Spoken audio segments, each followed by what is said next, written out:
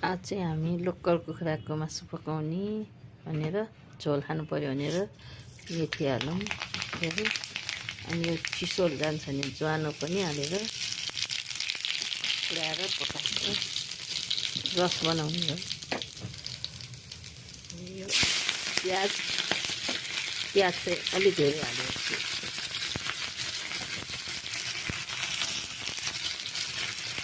Gravy बनाउनलाई अलि प्याज अलिक बढी चाहिन्छ।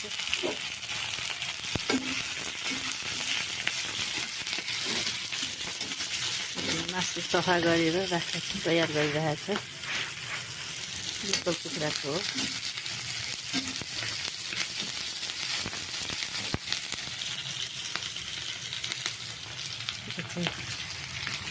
चाहिँ अब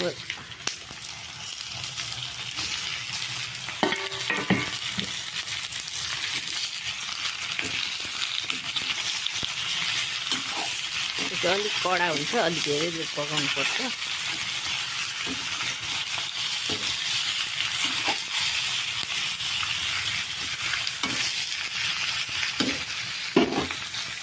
भइसक्यो।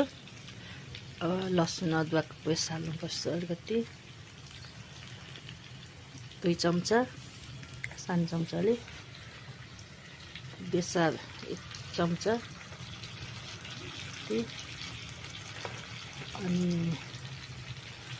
अनि धुलो जिरा घरमै पिनेको मसला हो। यो पनि रस राख्ने भएर अलि राख्नुपर्छ, 2 चम्चा। अनि यो खोर्सानी, रातो धुलो खोर्सानी 1 चम्चा हाल्ने।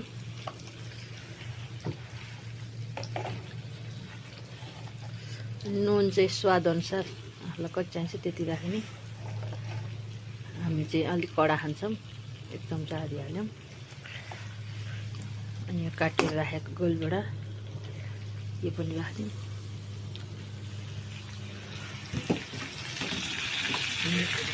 रस बनाउन तयार गर्दैछु।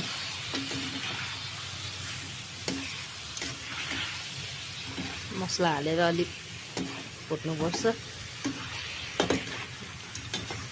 झोल बनाउन चाहिँ रस हाल्नलाई।